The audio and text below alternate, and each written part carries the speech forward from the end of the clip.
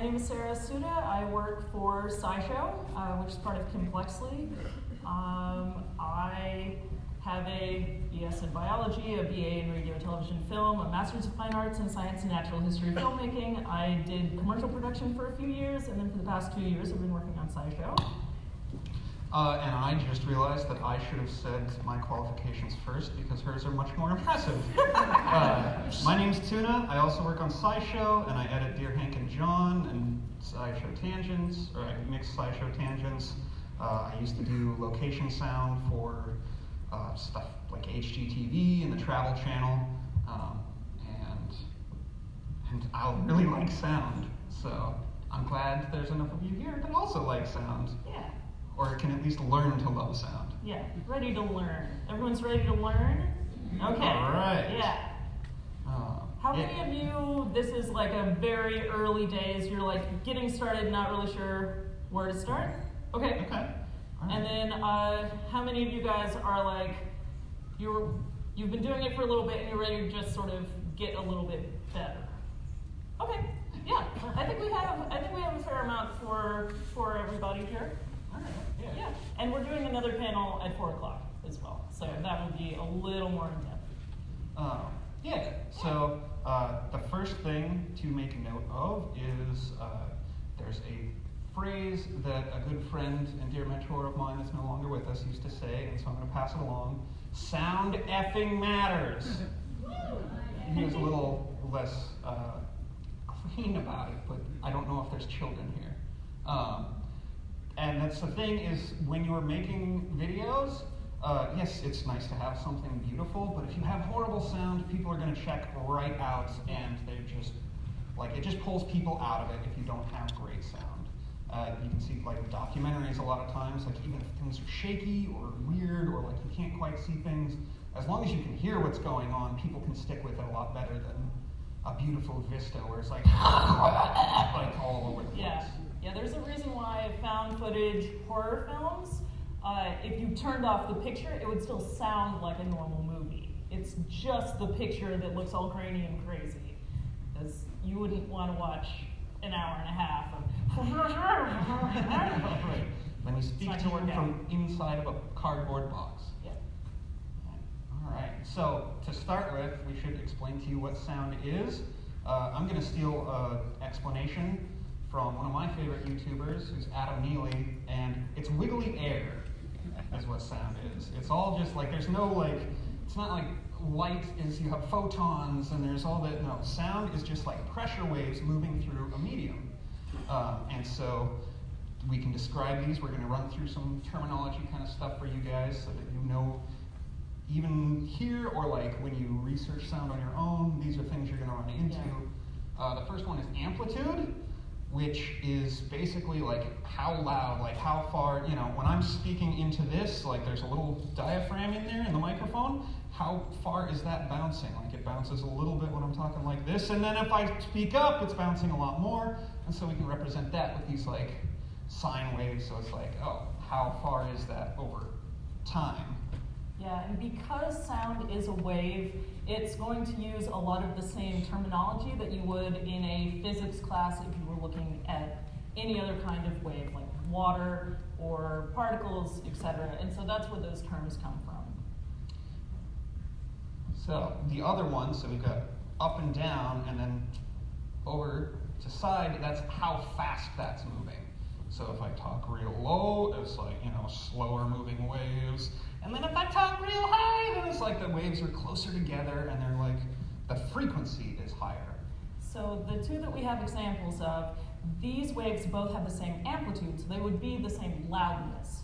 But the pink wave has a much slower frequency, and so the pitch would be much lower than the green wave, even though the amplitude is the same.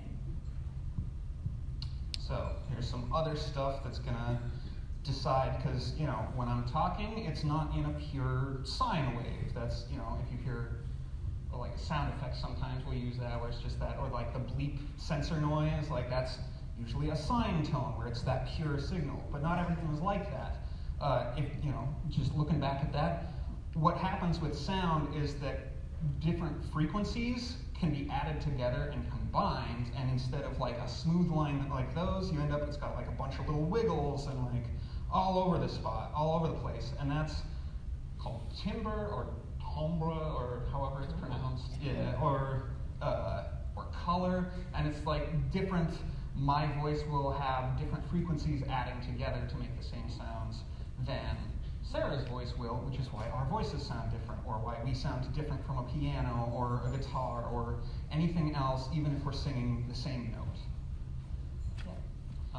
Yeah, you go for it. Yeah. So another thing that's going to come up when you're looking into things about sound is reflection, which is just the echo of the sound bouncing off of mostly flat surfaces. Because those waves are moving through physical space, and it is somewhat a physical thing because it's the air molecules vibrating, they do bounce back. And so that's how you get an echo, and it's the reflection off of a flat surface. And then when you have lots of those reflections coming from a lot of different places and adding together, that's where reverb comes in. And so that is very different depending mostly on the size of the room, the type of microphone, what is producing the sound can all affect the reverb. Yeah, and so part of the thing, so when I say the frequencies can add together, they can also subtract.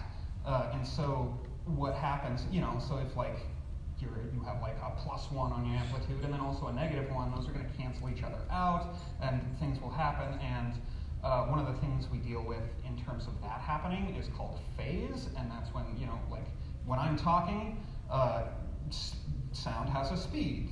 And so when I speak into this microphone, is going to pick up my voice just slightly faster than her microphone is. And so those can that adjusts when that same wave hits there, and if those are off, then they'll cancel each other out in certain frequencies and emphasize other ones. And that's going to be, it'll make your voice sound tinny or cut out different things. That's not going to be a huge concern unless you're working with multiple mics, but it's definitely, terminology you're going to run into, so we wanted to talk about it a little bit. So if you are recording sound for yourself, there are a few things that you may want to look into. And the first one is where your microphone is. If you're just starting out, you probably, your phone or a lot of cameras have built-in microphones. And they're continue to get better. So things are base level, you're gonna be okay. The things that you may run into is, especially on lower end consumer grade cameras, sometimes they're picking, because they're right there in the camera, they're going to be picking up things that are happening in the camera occasionally, which is why sometimes on the recording, you'll hear if you change the focus. If the camera is on autofocus, you can hear the gears moving in there when it's changing. And that's because that mic is so close. So the next upgrade would be to get an external microphone. And we're gonna go into a little bit about how many different types you could potentially do. Yeah, there's a whole lot of different kinds of microphones, yes, and all sorts of different check boxes. Is it, the first two examples we had is condenser and dynamic. There's a couple of other types, but these are the ones you're going to run into most. And there's different ways that they work, but the most important thing you need to know is that condenser microphones need power supplied to them, whereas dynamic microphones will work like the sound itself is providing power to them. So when you're looking those up, you need to know that because sometimes your camera can't provide the power for that. So if you buy a condenser microphone and your camera doesn't have the power, then you just have an expensive paperweight. Yeah. And sometimes, depending on the camera, that'll be a switch somewhere around where you can put the audio input in, is whether or not the mic needs phantom power. But not on every camera, everything is different. But it's a good thing to know.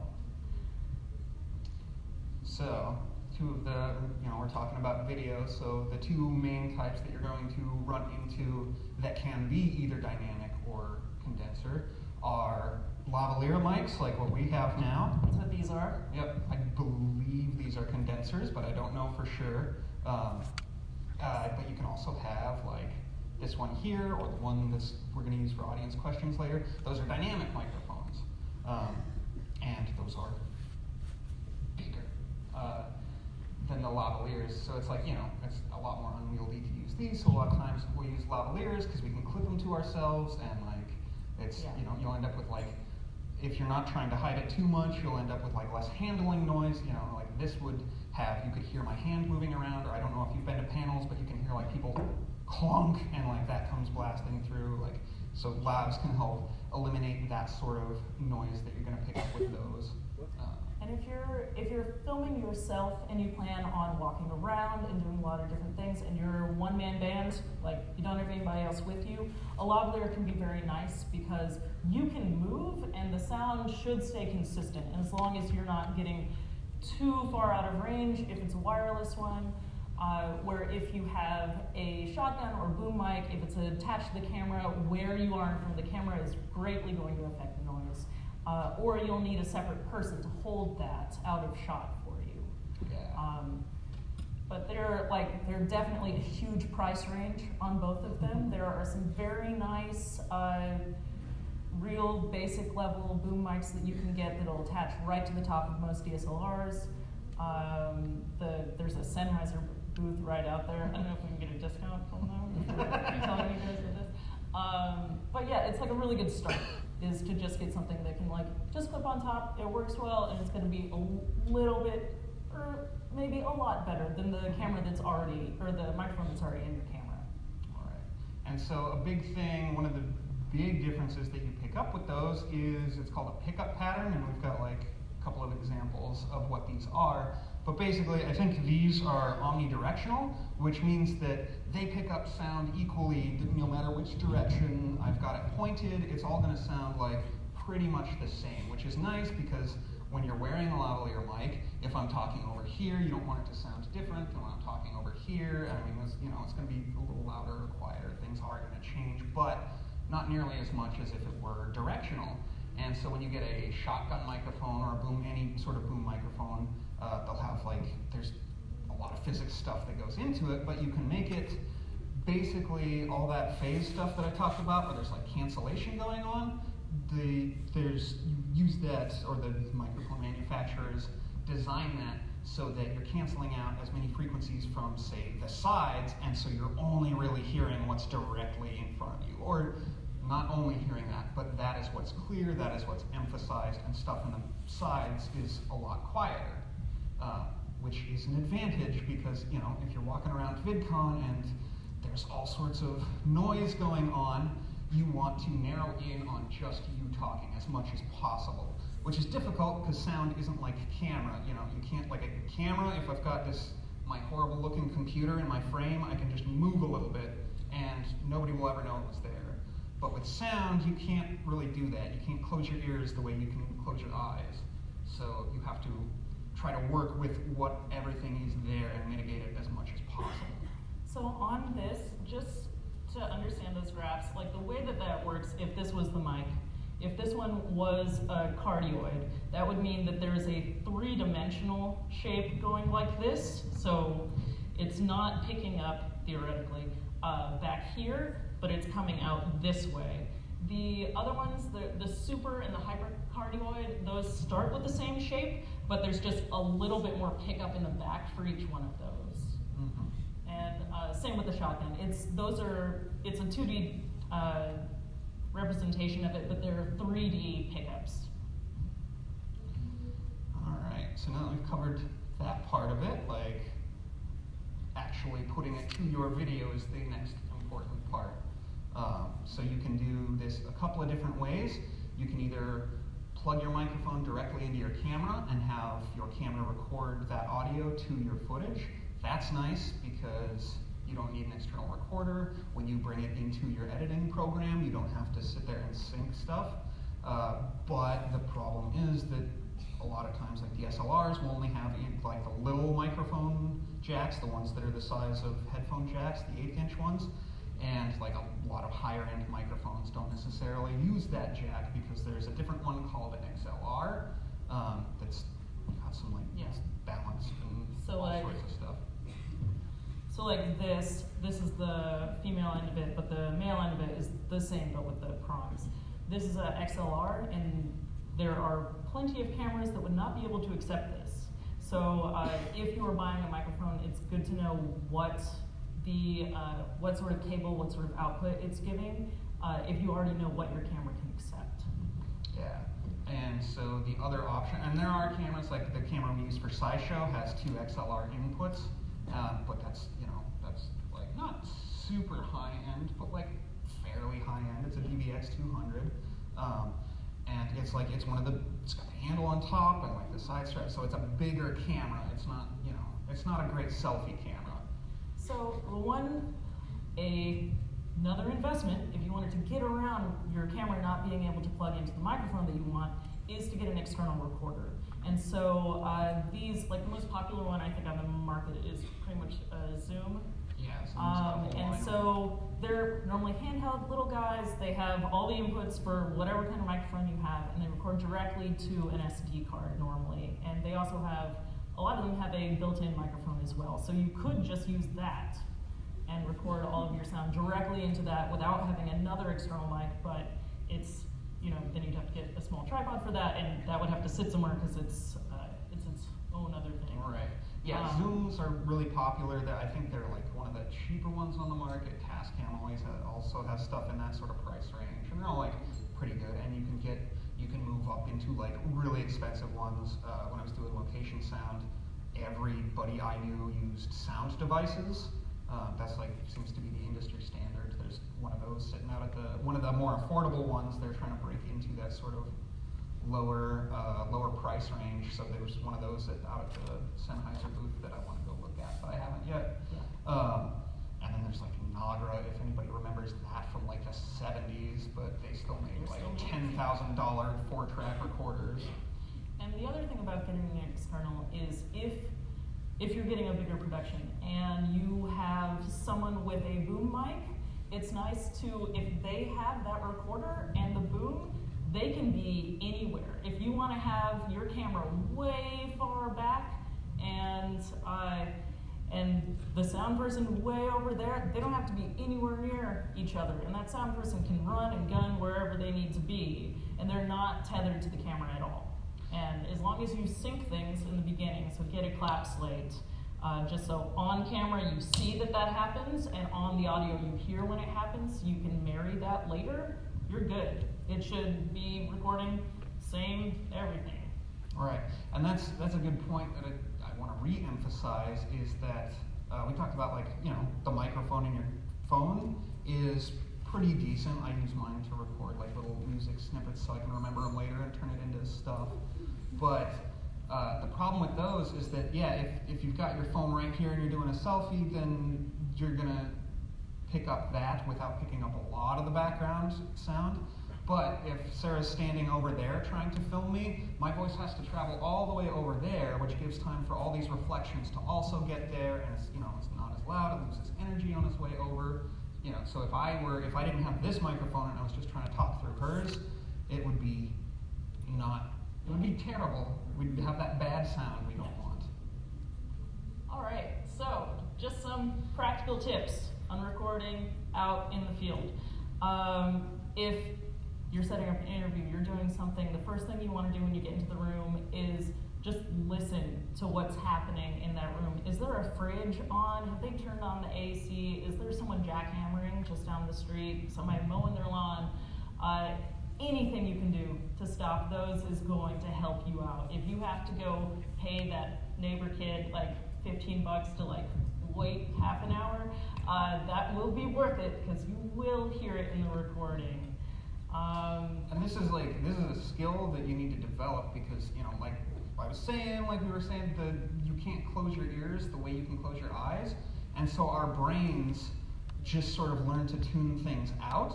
And so as we're sitting here, you probably aren't noticing that there's something buzzing in the background. I don't know if it's the projector back there, it's got a fan going. I don't know if it's catering or if they're building cars in the back, but there's clanks going on. All this stuff that we don't necessarily notice until you sit there and you just listen and try to figure out what is happening in the room. Yeah. Another thing to look out for is the shape of the room and what the walls and floors are made out of. Hard, flat surfaces are going to give you a lot more of those reflections and reverb than something that's well carpeted with sound baffling on it to fix these. If you're, like say, if you're doing an interview, you can get moving blankets or big pieces of foam core that if you can just have those like clipped to a stand or put on the wall just like a little out of frame, that's going to help a lot of your of those reflections better than having just the blank wall on the side there. Yeah, I mean those are you can pick up super cheap just furniture moving blankets. There's a couple of different names, but you can drape them together. Like even the cheap ones, if you just stick a couple of them together, it's just like sound will lose energy going through them and coming back through them. So you can get rid of a lot of reflections. Like I can hear my voice sort of bouncing off that back wall and coming back at me, but if we hung up a bunch of like stuff like that, that's not going to be there as much. When I even when I'm recording stuff at home, I have like a whole little booth set up that I've got where I just drape a whole bunch of sound blankets. I forgot to take a picture. I was going to do that. Yeah, you guys don't get to see my messy house studio. And in general, if you can't stop the noise, try to make sure that wherever your mic is, it's not pointed towards it. So if the highway is there, don't film the person where the mic is pointing towards them and towards the highway. See if you can shift it a little bit, because every little bit is going to help try to deaden that out. Right. If it's windy, get behind a wall and try to put something in between you and that. And if you're outside and it's windy, use a windscreen. Like use one of these little fuzzy dudes. Yeah, they're big ones for boom mics. I'm gonna take it off. It seems stuck. Yeah, and always try to get the mic as close to a person as you can when you're recording, because you want to get as much of that sound originally as you can, so you don't have to bump things up in post. Because if you bump up their voice in post, you're also bumping up that noise floor that's in the background. Yeah, and we had, like in sound, there's a phrase called signal to noise ratio, not just in sound, but we're talking about sound. But that's basically like how loud the signal is like if I'm talking, how loud is my voice compared to any other noise that's going on? Like is that buzz from the background, how loud is that in the microphone? And like the difference between those, you want those to be as big as possible. And then it's the best way, this is super important, get a nice pair of headphones to be able to listen to this. Like don't just like assume because you can see levels on the recorder or on your camera or whatever that it's recording good audio, because all of that stuff can be in there and you need to like hear what is going on so that you can know that, what can you fix or what can you fix. Yeah. Gotta check that before you start recording. Yes, before you record. Yes. As you say, check your headphones. Right, yes. On the camera, on any recording device, it's going to have what are called levels, which is just going to, normally it's a little bouncing readout that is going to show you where exactly your sound is coming in a visual way.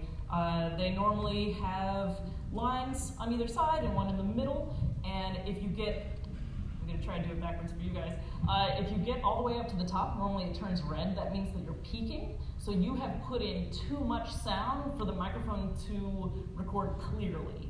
And so you normally want to get as much as you can close to that without peaking. And you definitely do not want to bury that needle. Like you don't want it to be all red all the time, because you will not be able to save that.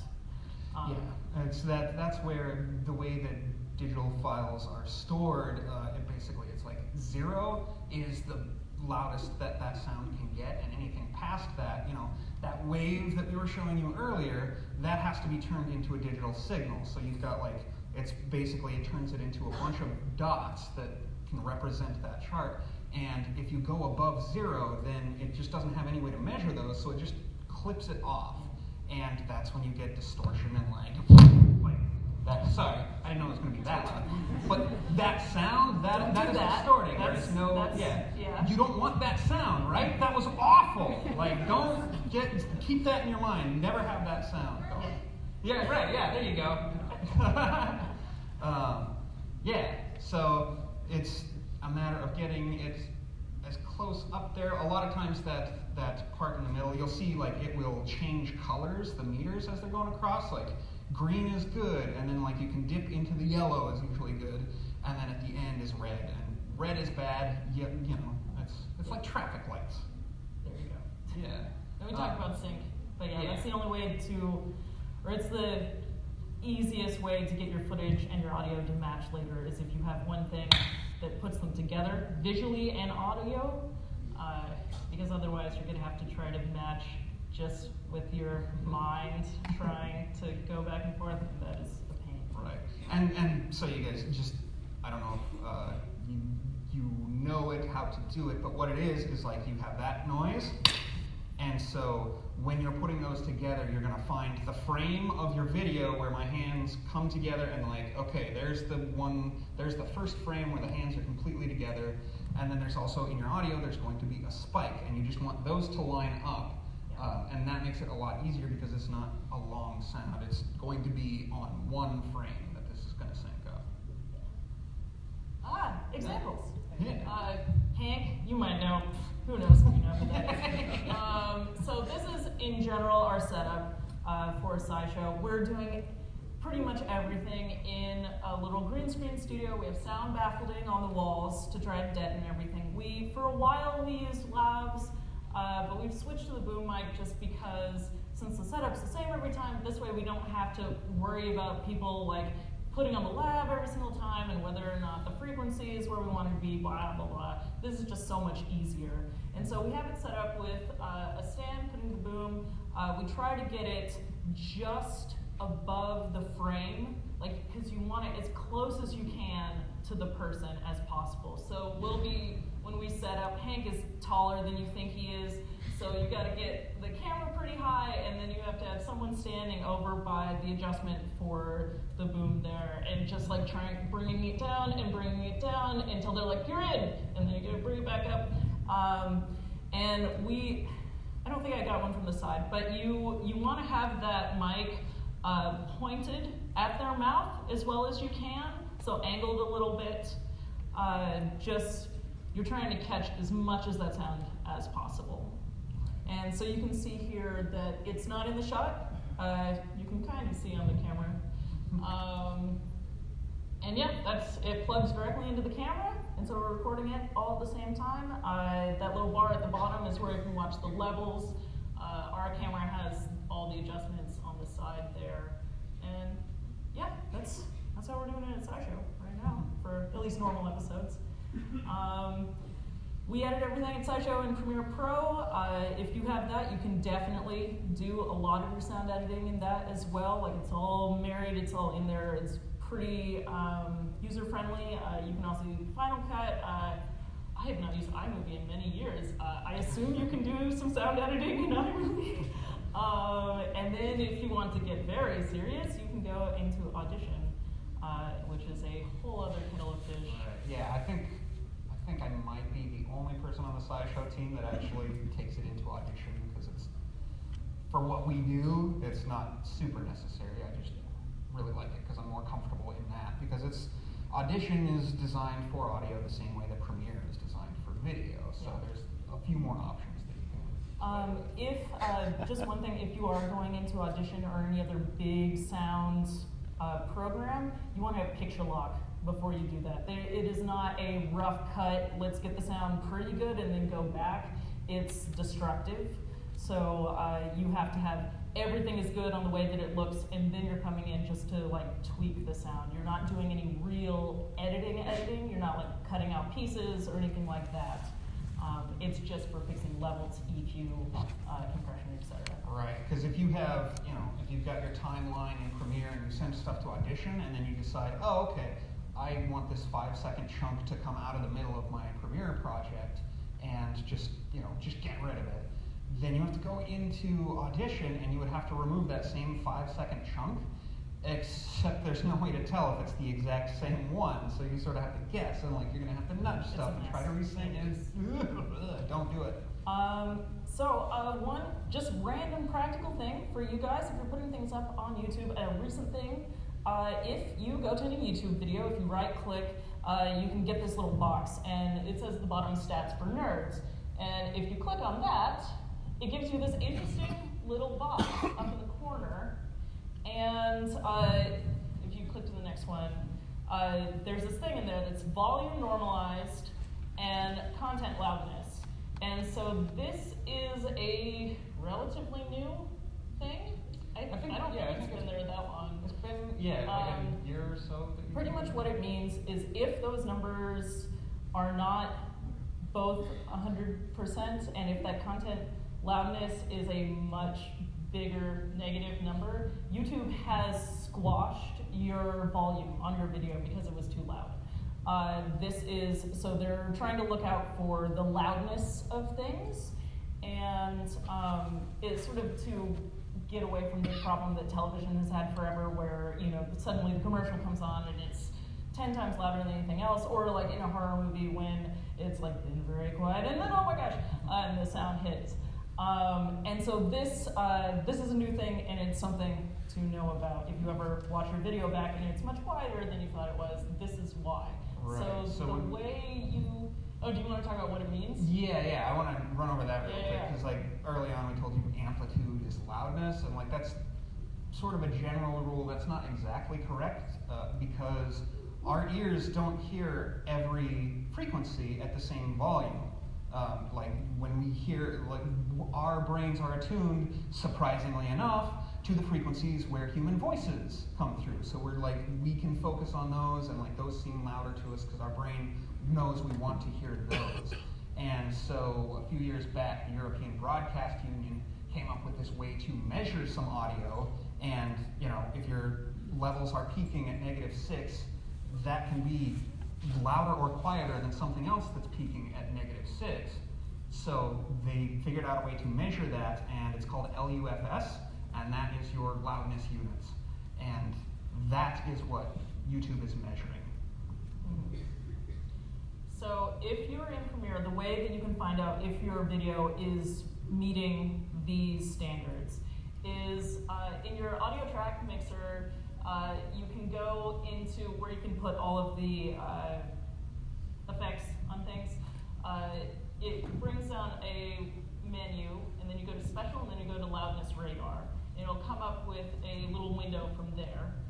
And so there's the radar and the settings. If you want it set to LUFs, which is what YouTube is doing, you have to change it in the settings. And then I normally put it to -16 because that's what they're looking for, because it doesn't change what it's measuring, but it makes the graph look a little easier to read. And so then you have to play through your video all the way through. You can play it at double speed, the speed doesn't matter. But you have to go through the whole thing, and it'll give you this readout. And so you want it to be around -16. If that number is higher, so like -14 or something like that, then you would be squished in YouTube. It would take that volume down. So you can change those levels by either changing the volume of the individual tracks. If you put like a bump in your audio anywhere, like taking that down, and that's how you would do that. And it's also very possible that you would get a much lower number, like -20 something. YouTube will not. They won't bump it up. Your video will still be too quiet. So this is also where you can see like, oh, my video could be louder, and you can go see that here. Yeah, and honestly, that's probably more what you're going to run into is you're going to be at like -23 or something. You'll need to make it louder, and with that, you get into like compressors. You don't have to make it louder, but our brains interpret loud stuff as better, which is why Spinal Tap was so popular. But it's, louder seems better to us, even if it's the exact same thing. This is like a documented phenomenon. So it's nice to like try to get there. -16 is good. If you've listened to music, or if you're super into music, you may have heard of something called the loudness wars, which is where they were getting up to like, -9 or -8 on commercial releases in the 90s. And it's like, you lose. By making things that loud, you end up messing with the other number that we've got up here, which is that loudness range in the bottom left, the 4.1.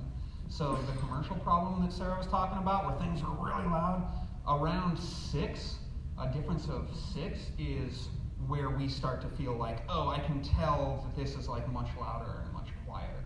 So we tend to, because SciShow is such a fast-talking, no breaths, all talking all the time, Our range is generally between like 3 and 4, but I mean it depends on like what you're for. That's a pretty good range for YouTube because a lot of people are listening on mobile devices and like tiny speakers don't get all the same frequencies the same, so it's nice to have it in that range so that everything is legible. You just want people to be able to hear it, and it's okay if it's a little quieter as long as you can hear it, you can understand it.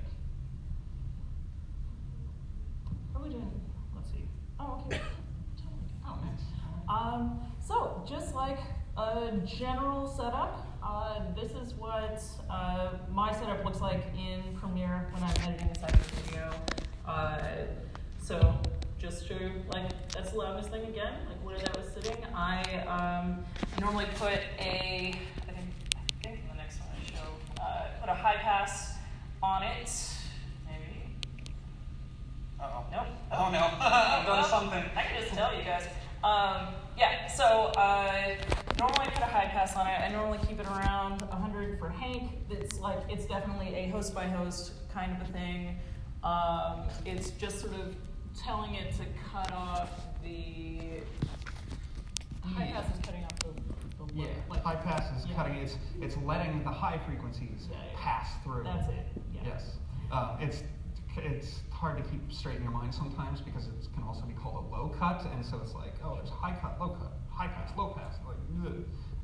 But yeah, high pass, and it's really useful because like if there's like a truck driving by, you're gonna feel the low vibrations, or like if it's you're not gonna hear it, but like if I was holding my microphone instead of it being attached to me, you can hear when I'm moving my hand, and a lot of those are not necessarily like there's not a lot of sound coming off of my hand when I'm touching the microphone, but it's being the wiggliness is being transmitted through the materials of the microphone itself and affecting that.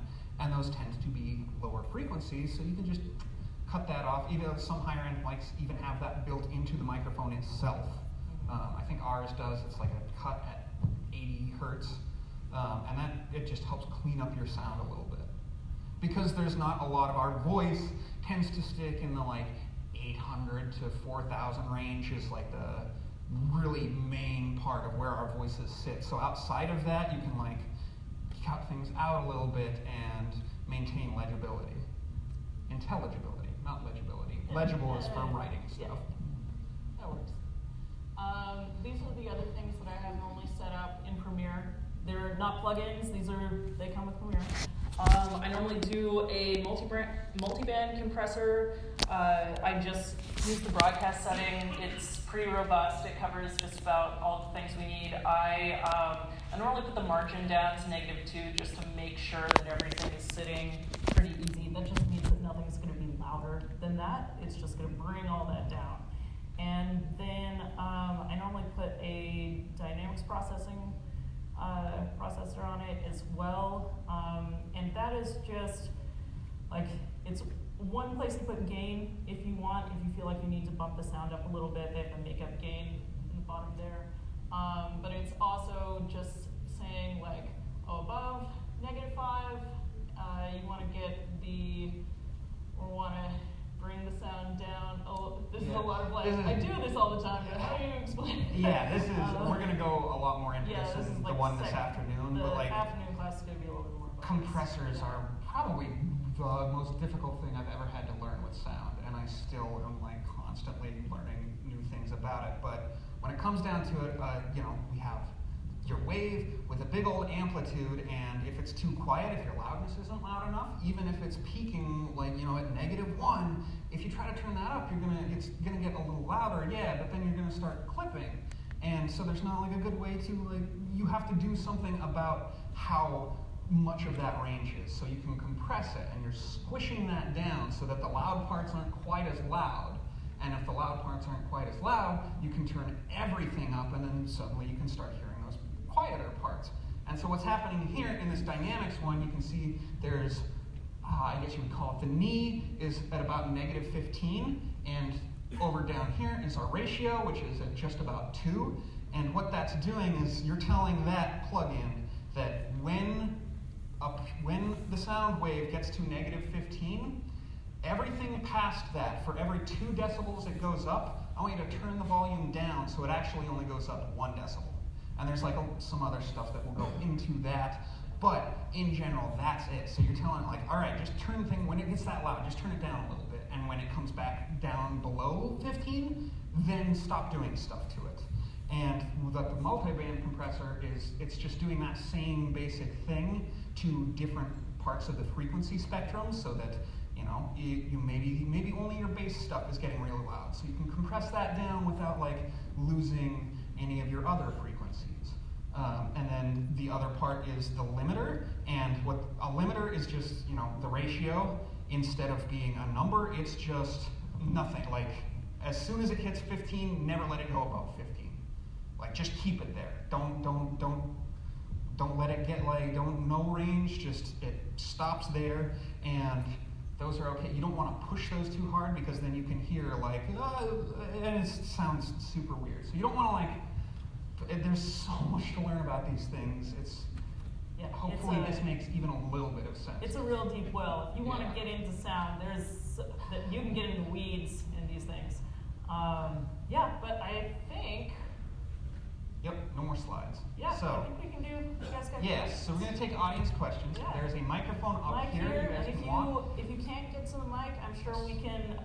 People can help you out. Yeah. If you're unable, just like we've got like people on the edges that can see you. I can't see you that well because there's real bright lights here. But yeah. Good morning, guys. Hello. Thank you for sharing some of your expertise.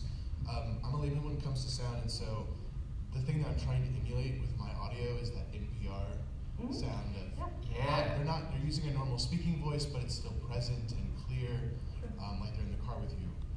The way that I achieved that, like as an amateur, was going under a blanket with a USB compressor, and it was great. But as my production changed and I started doing things on camera, I switched to lavs. I found them to be insufficient in recreating that sound. Yeah. I was wondering if you guys would help me perhaps think through what I might do next to try to improve that situation, and it looks like maybe a boom mic is something I should consider. Yeah. Talk about what things I should look for in finding quality. Okay. Are you moving around when you're on camera? Only insofar as I'm like. Oh, okay. Really getting a small boom of some kind would be probably great. Like you can put it out of shot if you want. If you get a stand for it, you can have it like pretty darn close without being on camera, unless you want it on camera, and then you can do that.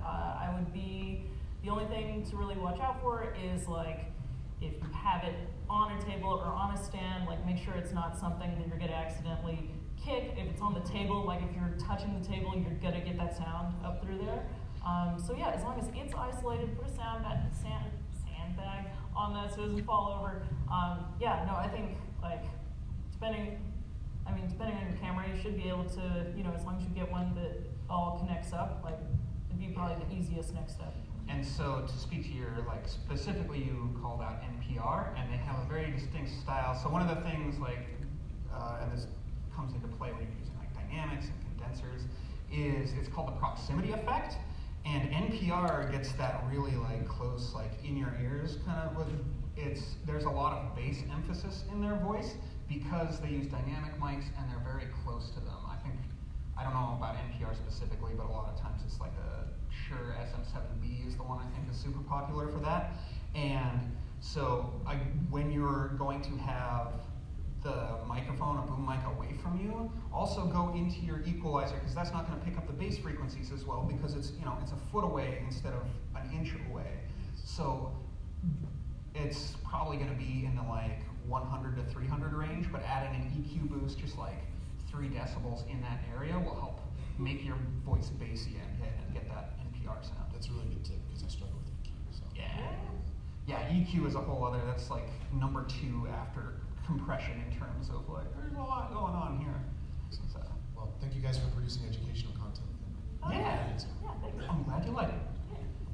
You're so right that it's a deep dive. There's a lot of stuff going on. One of the things not always obvious is one of the reasons why you want your audio levels to be at a good level is because loudness is related to volume. Mm-hmm. So there's a thing called the Fletcher-Munson loudness curve. And we perceive different frequencies in different sensitivities at different levels. So that's what Exactly. we're reading up on. I think it's good to call it a low cut filter instead of a high pass because that's why you're using it. Right. You're using it to cut the lows. The other thing is you didn't really speak to microphone interfaces like USB and Lightning and wireless. Yeah. These are much more pertinent now, and I wonder if you guys would address that at all. Yeah, so one of the other connectors is like when we're talking about these microphones, it's like this XLR, that will go into your external recorder, or you can use what's called an interface, and that's something that can just be at your computer. I use that for music all the time, and that's just like a Thunderbolt connector that comes out. I think it's Firewire Thunderbolt because it's kind of an old interface, but that will plug into your computer. These are all just different ways of getting it to, I know Blue Yeti, I think Blue is the microphone, but Yeti makes a lot of microphones. Right. Those are super popular, and it's doing all of that same sort of stuff. It's just outputting it to USB instead. Those don't, I mean, I guess we use them for like our live streams because everything's just getting plugged into a computer anyway. So yeah, USB comes up. It's not as, when you're streaming, yes, USB, that can all go in there. I've never actually used a lot of USB stuff for actual field recording or like recording videos, but that's totally a possibility too. You can record directly into Audition. I think Premiere might have a voice-over recording thing, and you can record directly into there. And that's all going to be, there's a whole bunch of stuff you need to worry about in terms of just making sure that your microphone is connected to the computer itself, and then you have to go in and tell Premiere or tell Audition or whatever, hey, use this USB microphone. Most of the time it's kind of plug and play, so you can just plug it in and it will drop down with a list, and it will probably default to the built-in microphone, which, you know, why would you want to use that if you got your nice Blue Yeti mic? So make sure you're selecting the correct mic and then getting the levels, and it's all the same recording it from the computer. Actually, you know what? Now that I think about it, it wasn't USB, but I've seen people use just like a laptop and record field sound, have a whole sound cart. So there's, yeah, all that sort of, the main thing, I mean, I'm sure there's other ways too. You just need to follow, sound is going to be a line, and so you need to start, you know, microphone, and then a cable, and then whatever you're plugging it into to get it to record, and then that, and there's like a whole line, and just following that, and making sure that every step of the way, you are getting to where you need to be. And no, you know, you don't want to buy a plug that doesn't connect to the next stage of your stuff. So it's always, when you're looking at purchasing things, making sure it's compatible with what's coming further down the line, whatever the next step is. So, John, thanks, guys. awesome, yeah, thank you. Thanks, Hi. first of all, so much for coming by. This is Oh, yay. Oh, great. Yeah, thanks Yeah. for coming out. It's so nice to see you all here. Yeah, I hope yeah. you're enjoying VidCon as much as we are. Yeah. But I'd like to actually deviate a little bit from talking mostly about the equipment. My Yeah. question is more towards the lines of production pipeline Sure. and Yeah. actually the workflow of all Yeah, this. yeah, yeah. I think it's like pretty much a known happening that like as you increase the factors in production, Yeah. the amount of mucking about kind of Sure. increases a little bit. And I would love to know, like, both you and Joseph's like own individual philosophies on optimizing that workflow to try to get to the post-production that kind of passes all of the syncing and the moving from one program to another, Yeah. kind of optimizing that in a way that makes sense when you're doing the same type of production again and again. Yeah. Can I say one real quick?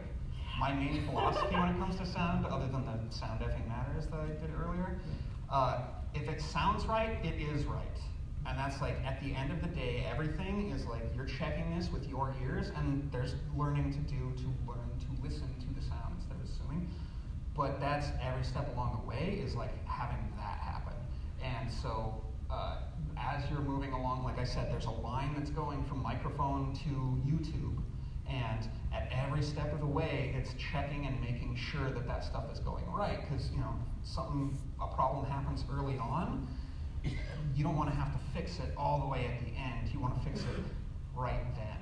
And then workflow-wise, it's just a matter of keeping that going. So it's, I mean, you want to talk more about workflow? I feel like you might be more organized in your thoughts. So in general, if you're doing, especially if you're doing something similar again and again, definitely, if you find something that works for you, like a setup of how you like the high pass, how you like these things, make a template.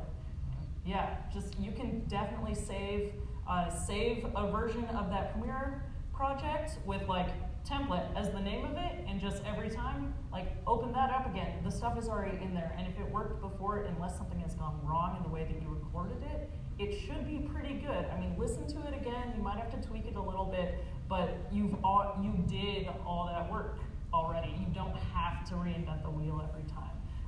That is a huge time saver for us. And it's just like with the recording, we have all that stuff set up in the room. We just come in, make sure everything's the right height, everything is on, and we can go and do it and film a bunch of episodes. Yeah, it's about like getting that base level, knowing what you're doing, and having it just ready to go, no surprises, is the best, the easiest way of doing it. Right. And keep in mind, there's also a little bit of a balance to that. Like I've got, we're going to go over more workflow stuff in the 4 o'clock panel. Gotcha. That I'm going to actually walk you through doing an episode. So one of the things is you balancing between those. So like in Audition, you can do a thing where you save a set of effects in the effects rack, and you can save that as a preset. And so I have that when I'm editing our podcasts or whatever. I've got that set up, so I've got like, oh, here's my noise reduction, here's my de-esser, here's my compression, here's this, all of these things, instead of doing that manually every time. Because you have a consistent setup. Right, I have a consistent setup. It's like a baseline of like, I've figured out this is what works for us, so I pop those in there, but then I still go through and I'm like making sure like, all right, this, because things will change every time too. So when we have that microphone set up with Hank, it's not always going to be exactly like 13.5 centimeters or whatever it is. Like it's not going to be exactly the same. So there's like that balance of like, yes, set up as find the things that you're doing over and over and get those in line so that you can you don't even have to think about those necessarily, because then your mind can go to, oh, I'm going to think about how to tweak those things, or I'm going to add something else. Like figure out what you're doing over and over and set that up as your baseline. You can get straight to the primary. Exactly, yeah, because the reason we're going over a lot of technical stuff is these are all tools for you to use. Like the creative aspect is vast, and so by understanding the tools the best that you can, and to the point where you don't have to think about what that compressor is doing anymore. Like you know what it's doing, then you can get creative with the tools. You're not thinking about how do I use this hammer. You're thinking what sort of cool Frank Lloyd Wright crap can I build. So. Yeah, hopefully that was helpful. If not, come to the 4 o'clock one. Even if it was helpful, come to the 4 o'clock one. I do plan to. Thank you very much. Awesome, thank you. Hi guys. First off, great show. Love slideshow. Watch it all. Yeah, thank you. Thank you very much for making that. So my question is, being a musician, what is your recommendation for recording wind instruments? I'm not really that knowledgeable around audio stuff, and I want to upgrade.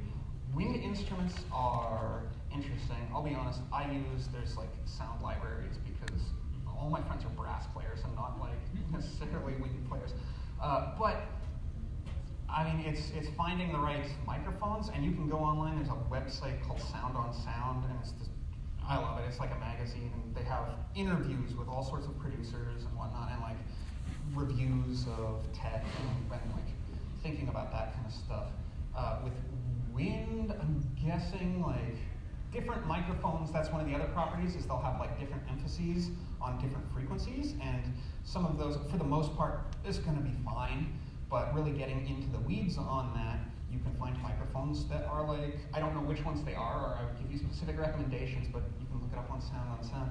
They have this microphone emphasizes the frequencies that make wind instruments sound good, or this microphone emphasizes the frequencies that make a voice sound good, and you can read about music producers spending days testing out microphones to find which one they like. So it's really a matter of, again, just playing with it. If, whatever microphone you have, you can get by. The Shure SM57 is the baseline dynamic microphone for everything. Everyone should have one, or every musician should have one, because they're good on everything, or usable on everything.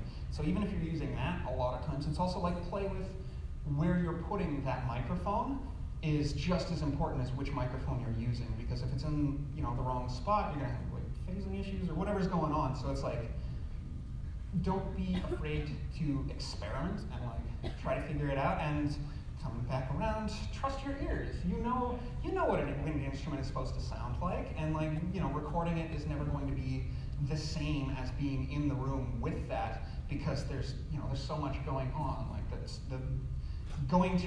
listening to a recording of a concert is always going to be different than going to the concert, because you're not going to have the big speakers like putting that energy into you. So what you're doing is trying to recreate how that feels more than how it sounds exactly. So like, I wish I had more specific direction, but it's a lot of general, like, you know what it's supposed to sound like, so it's just like trying to figure out how to get there. So yeah, hopefully that was helpful. So I'm not sure if this is the right time to ask about, but regarding audio, I've had trouble with the audio. So what I've been trying to do is I have a video set up, and I have the audio which is recorded separately, and I've been trying to use Adobe Media to be able to combine them, but whenever I do it, it's either the audio plays and there's no video, or the video plays and there's no audio. Is there any way I can be able to use Media Encoder to combine the two, or is there any other program that would be better, such as a free alternative to Premiere Pro? So the question is like using Adobe Media Encoder to combine the audio and the video. Do you have Premiere? No? Okay, so it's, any editing software is going to be, so what I'm assuming is happening, there's a couple of different ways that Adobe Media Encoder will combine things. It will either do, I forget what the options are called, it'll either put everything in sequence, so it's going to like play your audio and then play your video and combine those into one file, or it's going to just lay your audio and your video together with no concept of how they go together. So that's what we were talking about with the clap syncing, is once you get into an editing program, that's where you can sync those up. I know there's DaVinci Resolve is a good free one right now. It's more designed for color correction, but it's got the editing capabilities, but it is industry standard color correction with editing built in. It's the free version it's missing some features, but I think it's like... Do Macs still come with like iMovie? I think so, yeah. iMovie, yeah. Yeah, iMovie is a good like base level editor, nonlinear. Yeah, and so what you do is when you put things in there, you'll put your video in your timeline, and you'll be able to see where that clap is, and then you'll line up in the audio where that clap is.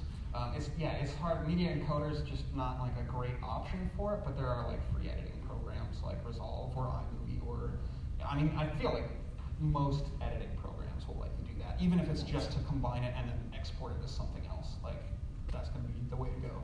So was DaVinci what? DaVinci Resolve. There's actually very friendly people downstairs in the expo hall doing a big, I think they're doing classes for it even. So you can learn more from them, or iMovie. There's I don't know, is Sony Vegas, is that still a thing? Is it? Okay, nice. All right, I'm not too old. Any one of those editing programs. Yeah, I think we can take one more question, and then we gotta. Can I take this one? No, I can't. I'm just gonna have to lean down. I'm really not good at this type of thing, so I wrote my question down. I got really scared about it. So, I'm a starting singer on YouTube, and I've been trying to figure out sound and recording. The equipment I ended up getting for it was an AT2020 microphone with a pop filter and a shock mount, but would you have any tips for making music and for vocal tuning? I don't have any for vocal tuning, just because